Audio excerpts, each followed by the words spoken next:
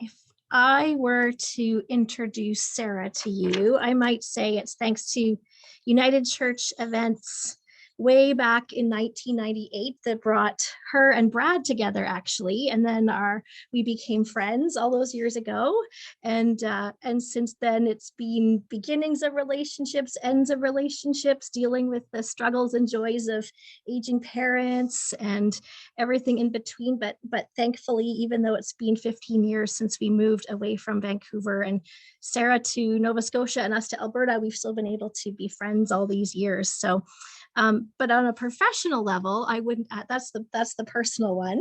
I would say you will know Sara because she's an author and she's a freelance writer for things like The Observer and now Broadview. And she's now a licensed lay worship leader and a substitute teacher. And she's spent her day with 5-year-olds today.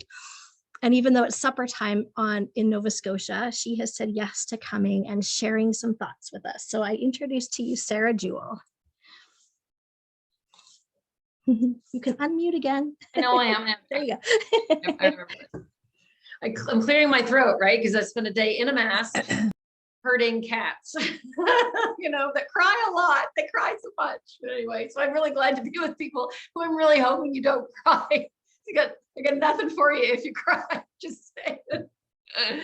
Oh, I guess I'm a little punchier than I expected to be. I hate to start something with an apology, but I apologize for the lighting, because I am in the ladies' parlor with the overhead lights on because I live in the country and I have really crappy internet.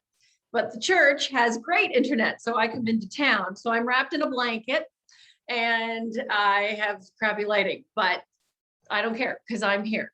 And I'm really glad to be here. And thank you, Nancy, for inviting me. As you can see, I'm doing the prerequisite book display behind me for this. This is the first time Alphabet of Faith was published by Woodlake in November, with all sorts of great delays due to lack of paper. And I think it was flooding in BC at that point. I think that's what affected it. So this is the first time I've been able to speak to anyone, to a group of people about it. And the fact that it's ministers not letting that stop me one single blessed bit.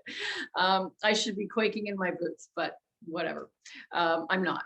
And but that comes from a great place of humility, because I have the deepest appreciation and respect for everything that you do, and especially over the last few years. Just a quick why I am a licensed lay worship leader. I don't know why. I was working for the local community newspaper when I was in charge of church notices. And I noticed that one rural church kept changing their ministers every week. So I thought, well, I grew up in the United Church. I know hymns, I can write. So I offered to help. And that was in 2013. And I guess you could say I have a knack for it. And it's only because I have a knack for talking. That's thanks to being raised in the United Church with a musical mother who would stand at the back of the church and go, I can't hear you, right? You got to enunciate, you got to hear. So all the people sitting in the back row under the balcony who forgot their hearing aids have to be able to hear you, which is why I can cut through the din of 5-year-olds, just to return to that for a moment. And anyway, so I did the program at Tatamagouche, finally got through with my license just this past November. And I'm grateful to have the license. I just had a conversation on the weekend with someone who kept trying to insist that I am a minister. And I keep saying, I am not a minister. And I tried to explain to her, it's like an education assistant calling themselves a teacher. And that's not to diminish the work of the education assistants, because they really work with the difficult children. But to be a minister, you have the education, you have the professional development, you have the experience. What I'm good at is putting together a worship service and delivering it, because I am a writer, because I worked in radio and I can speak, because I'm a teacher and I love to put that stuff together. Those are my skills and my talents that I can offer to people. But all the stuff that you do, that's not in my wheelhouse to be doing all that. I have the greatest respect for people who are able to deal with other people. So there you go. So that's where I'm at. And that's why I have 3 or 4 jobs, and I just try to do it just a little bit. So that's how this sermon series came about. That became the book. That I have served a rural church in Oxford, Nova Scotia. That's the church I'm in right now, Trinity United in, downtown Oxford. And I had been working with them on and off. And then I was doing a service in Sackville. And the way the call to worship came together, I saw ABC. And of course, ding, ding, ding, the little writer's head, because I tend to write along themes. I don't know if I'm a narrative preacher, but I tend to like a theme, and I'm a big flogger of themes. Hence the hearts, or the re-mentioning of primary all the time. And I sat down, I could do the ABC of faith for a couple of weeks. And I thought, well, that January happened to have 5 Sundays. So then I did a little counting on the calendar. And just for future reference for you all, January to June, 26 Sundays. So you can do 6 months worth of sermons if you do an alphabet of faith. I highly recommend it because it keeps people coming back because they want to know what you're doing, what letter you're doing the next week. And so when I asked them, of course, they said that 6 months where they don't have to find pulpit supply, which is really difficult in rural Nova Scotia. So that's how it came about. And then I think we had a plane shot down in January, and something happened in February. And then, the wet and protests, the train protests started in February, and then the pandemic started in March. So I ended up doing this through the pandemic. I really, again, knowing that I love themes, that's the writer in me, I love a theme. So doing a whole 6 months of this was great. Honestly, the pandemic wasn't as big a challenge and it was at the same time I had set myself, Nancy may remember this through Brad, that I am not an extemporaneous prayer. Is that how you say it? I can't even say it properly. I can't wing it. As you can see, I'm a little chatty. So if I get talking and I'm always going to be saying, and who are you addressing when you say, now where was I? What was I saying? Who's listening? You can't do that in community prayer. So I do write everything down. But I had set myself the task that from the first word to the last word would be me. I wasn't going to go and find someone to get me started or borrow somebody's prayer. No, I wanted. So I had set, that was my big task for the 2020 sermon series, not the pandemic. Stephen, I will tell you that one of the essays, N is for noise. And this whole what's been going on the last few weeks, that takes noise to a whole nother level. But it is the idea of getting away from that stuff and finding that quiet place. You just have to hear yourself breathe, for heaven's sakes, because that's how you realize you're not breathing. You're walking around like this, not breathing. So yeah, so noise is one of the essays. But the big one was, and I want to tell you this story because you are people who write and have to come up with something to say, that we had Easter. And I think that was Outcasts and Oddballs. That was a Rachel Held Evans quote based on that for Easter. And then the following Sunday, as I was delivering P, I came home and sat down just with my morning coffee after church, scrolling through Twitter. And there is a shooter on the loose in rural Nova Scotia. That happened just down the road from us, not just down the road like a mile, but just, in Wentworth, the next community, and then further on down the line. So I'm still not over the idea that I got up and had coffee and had breakfast and did a church service without knowing that all that was going on. I could cry right now thinking that I didn't. How can you do that and not know? How can you not feel that? So that didn't affect that Sunday service. I kid you not. I did not change anything. I am not making this up. The next Sunday, the letter was Q. And I had already decided to do questions. And I'd already decided on the scripture, which was the road to Emmaus. And one of the questions that they ask on the road to Emmaus is, how can you not know what has happened? So I'm telling you that because it's one of those, when you have to create something and produce something for people that is meaningful, it's one of those, thank you moments. At the same time that this horrible thing is unfolding, you're thinking, wow, this worked out perfectly. So one of those terrible statements that you only speak with people who understand what you're talking about. So that was questions, and we went right through to Z at the end of June. And the way that I write, I haven't figured out how to explain this to people, so I'm maybe not. I'm not biggest Bible person. Is that a good way to say it? I am the way this, and this is me. I don't know. It's because I'm truly a lay worship person. I am, then Nancy will also remember it sort of, I just have an innate, kind of resistance to church and things. And see, I can't do that. I can't get onto that because then this will go on for hours and hours and hours. Oh, I forgot. See, I forgot where was I going with that? In 2016, when I was working on a sermon, the idea that the world needs more Jesus came to me. And that was sort of everything dropping into place for me about how I feel about my faith and how I feel about the work that I do and what I want to say to people. The word needs more Jesus. The world needs more Jesus, which I always say means more love, which is kindness and mercy and justice and hospitality and welcome and acceptance and tolerance and inclusion. I have to do my whole spiel because it's all of these things. And that was such a gift to come to me because it helped me figure out this is finally, this is who I am. This is what I want to talk to people about. And so I just say that over and over again. The world needs more Jesus. We really need, more kindness and more quiet and people just being, just generally nicer to each other. So that came to me, and that's basically, I'm looking at my notes to make sure this sort of stays a bit on course, that's my sermon writing process. When I did my interview for the license just in November, I actually choked up and go slightly emotional when I talked about this. And I've never done that before, right? You always wait until the interview, right, to get emotional, because the stuff that hits you, that I just sit down and the stuff flows out of me. So if anything you read and anything, like, I'm not responsible for that. It's not me. You don't get mad at me. I'm not responsible for what I write. And I find if I get all the books all spread around me, I get so much information, I have no idea what to say. So then all the books go off the desk with the help of cats, because they love that part of my story process, is pushing everything off the desk. Then that all just comes together, or I walk the dog.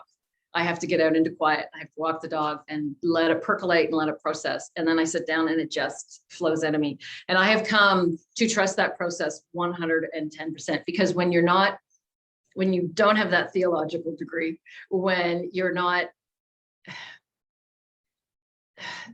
really not sure what you're doing, like every single day, I'm not sure of what I'm doing, then when I sit down and it flows out of me and it feels right, I trust that. And that's where my confidence, I don't say that with arrogance, but I say that with a certain level of confidence that I know how that feels, and I love that feeling, and I'm so grateful for that feeling that it flows out of me. So I love doing this sermon series. I haven't put a call out sort of saying, hey, I'm available if someone else wants another alphabet of faith, but it just, again, it's partly the words. I love words. I'm very wordy, very chatty.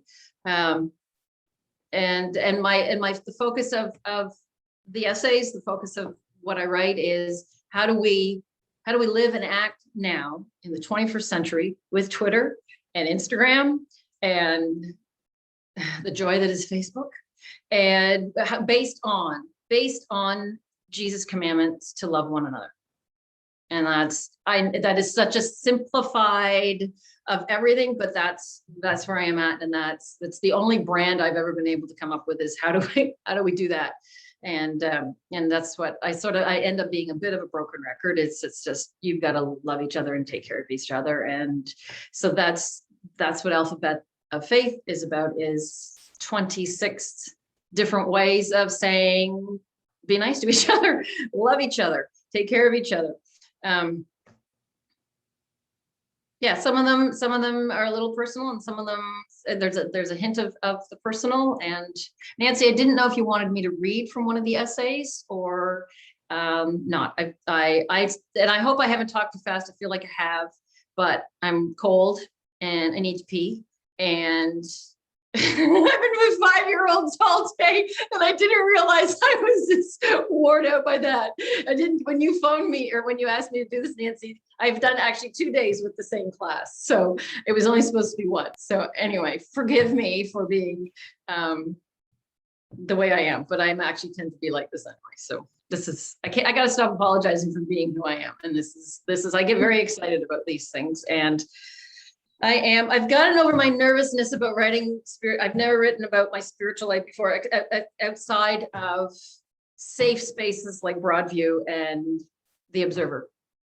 So to put a whole book about this out in the world with the way people are about spirituality and faith and religion, wow, I've got thick skin, but it's not that thick.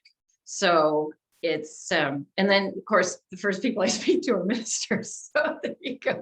So come at me, I can take it. But it's anyway, I asked Nancy a question. I'm not sure if you've had enough, that's fine. And if you want me to read just a little bit, I'd sort of pick H because it's United Churchy, like really United Churchy. So my favorite letter that I preached on. Yeah. Oh, my letter. The letter. You know what? I love Q. I love Q questions.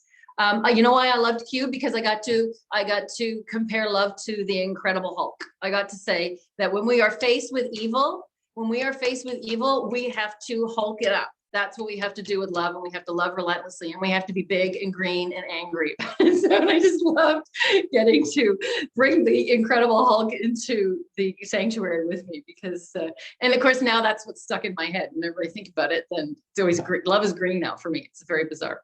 That was one of my favorites, and I think why starts with a funny. Do I tell it? Just a minute. I have to look up because I don't want to.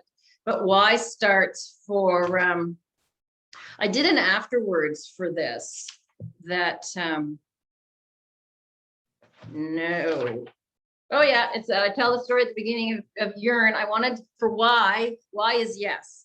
And I like that one. It's one of my favorites. It's very, the book, it tends to be, I get a little nervous that I'm a little naive and a little too upbeat, for things, for the reality of things.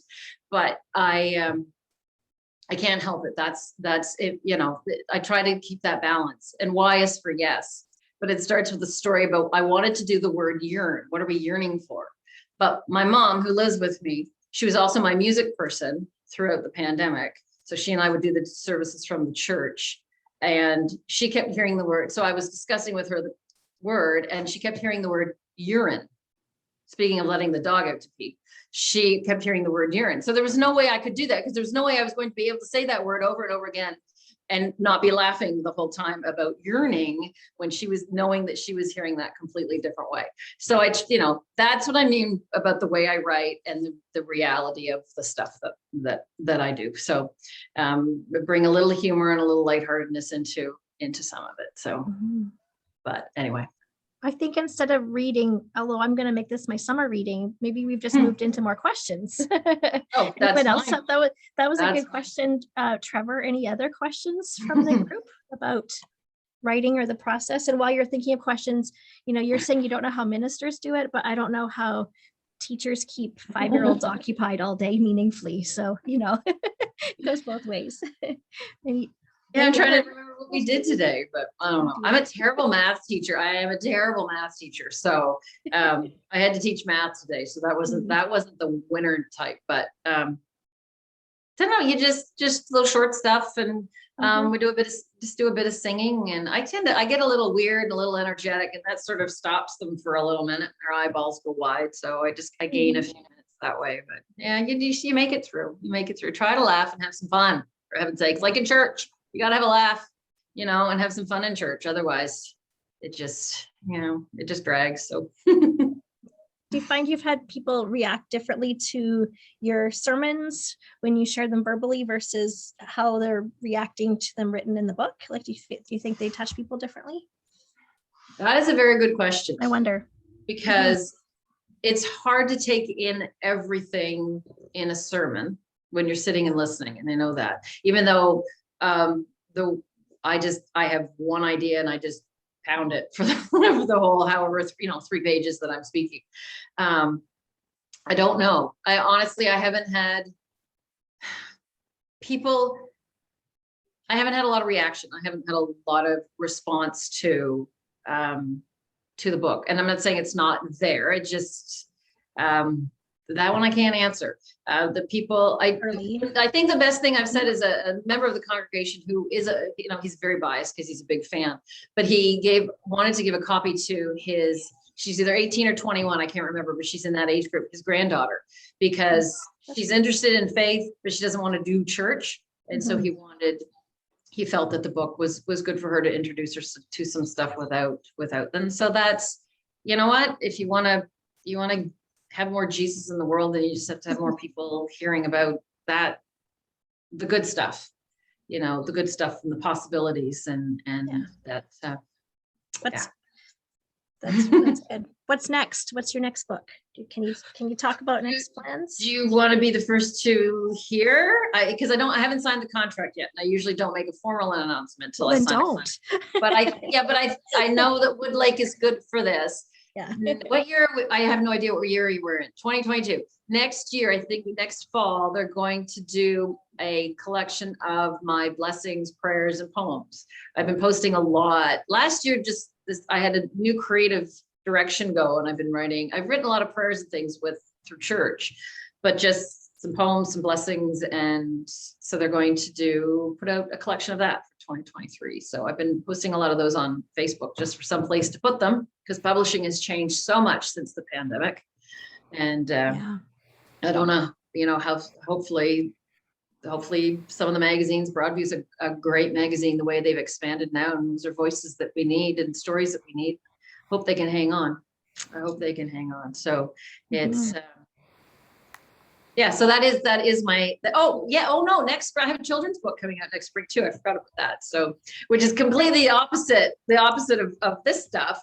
So I've gone from, it's just, that's what I mean. It's the same flow. If I just sort of do stuff, then something like this, it's, I don't know. I'm wound down. I don't know how to answer all these things. The children's book. I never thought to answer children's books, or that I would write children's books. Sorry. And so I have one coming out. So that's a lot of fun. So, oh yes, my website. So I've been doing on the website new weekly musings, I guess, inspired by the alphabet. So I've been doing something for A, something for B, something for C. Just you have to have a blog apparently. And I've always had, thanks to Brad, Nancy, I've always had a blog. So I created a new blog just to reflect some of the spiritual writing, just tiptoeing out into the world with it, because I don't have time to deal with comments. So that's great. A lot of comments. That's great. But, Trina, did you have a question? Did I hear your voice? I was just curious. I've heard you say a few times, about more Jesus in the world. And then I also heard you say that your book was targeting the spiritual, but not religious. And so I'm just curious how you connect those two things. Good. That's a good question. I think for me,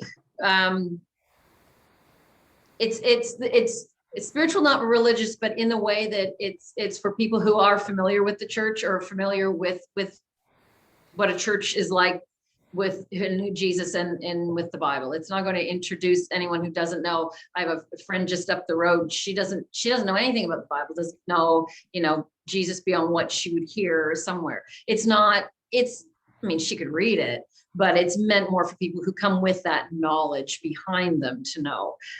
So I sort of, writing it for people in the know, but people who, probably are a little bit like me, to be honest. And it's particular. I have to drive 2 hours to Halifax to go to, if I want to go to churches with a little more diversity and more people or whatever I may be searching for. I can't even, you don't even want me to start in on what I have been searching for, but doing this has, how do I articulate this? Being a lay worship leader has given me something that I was searching for. I like to be busy and I like to be active and I like to be doing this. I really have a hard time sitting. I think that's why when I think back to my involvement in churches, it always comes up to retreats and church camps, because we're busy. And Naramata, which is where I met Brad for the second time. The first time I met him, I actually was quoting him in an article. But you may not want to remind him of that, because I kind of got him in trouble by tweaking. That was your first experience with when you tweak a quote or when you don't put it in the proper context. But so when you ask about the spiritual, about religion, spiritual and not religious, I sort of consider myself in that. The institution of the church and how far it is really from what Jesus wanted. That's where I'm at. So I'm writing to people, how do I live? How do I act? How do I, where do my ethics come from? What are they based on? And I've always said, I think this came out of caring for a father with Alzheimer's and meeting with other people whose parents were dealing with a parent with Alzheimer's, that people are hungry for spirit, for something more than I don't know how to explain that. People are hungry for spirit. And again, it came out of the idea that my father was still in there, even if I knew how to reach him, and I could reach him with the words love. Like every time I said, I love you, he was there. And again, it's that the love and the spirit, that someone's spirit is always there. And I think that's what that deeper meaning with life, and how do we act, and how do we take care of each other, and how do we get through these dark times? And not everybody can find that at a church. The very first time I attended this church, I was told that I was sitting in somebody else's pew. Hello, I know, me of all the people to say that to, they said it to me, right? Like, are you seriously telling me that I'm sitting at the pew? And it turned out the people that I said, they would have been delighted to be sitting with me, but I ended up, so that was, so those little things, right? When people just don't, I did an afterword for the book. I thought it's got the word in it, because I wanted to talk about inclusive language and how important that was to me, because you get so many people that resist it, well, I'm fine with it and it doesn't bother me. And I really needed to write about that being important, because that's been, I just happened to be lucky enough as a child, the church I was in, one of the ministers was very much into inclusive language. So it's been part of my life, my entire life. It's natural for me to rewrite things as I'm singing them, and to sort of, change, again, like the doxology, I sing a different version than they sing out in the congregation. And I just do it because it's important to me. And that's my integrity for the inclusivity, so that everyone feels welcome. So I don't know if I answered that question. Not spiritual, but not religious, because that's one of those questions. It's just, for me, it's Jesus and what he was trying to do, and how we haven't quite got there yet. It's still a work in progress, unfortunately. We are getting there, though. Hopefully. Yeah. So I love my Kindle, and I was delighted to find that I got the book from Amazon on my Kindle as well. So I just wanted to put a shout out to folks that if you're an electronic book person like me, you have that available to you. Is it in other ebook formats as well? I don't know. Okay. I don't know. I know it's I know it's on Amazon, and that's all. I'm not an ebook person, so I don't even know that there are other formats. So sorry. Fair enough.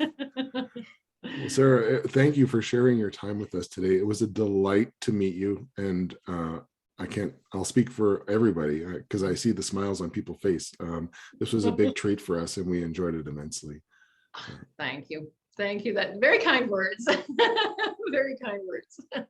Thank you to my author friend for saying yes at the last minute to speaking with us today. You all need an author friend, because you never know when you've got a hole to fill. She does good pulpit supply too. She preached for us thanks to Zoom recording last year. So we're grateful. Thanks, Sara. And she did have to edit it. I will be honest. She did have to edit it. But that's why and again, I write everything down. I keep the 3 pages. I keep it to 3 pages.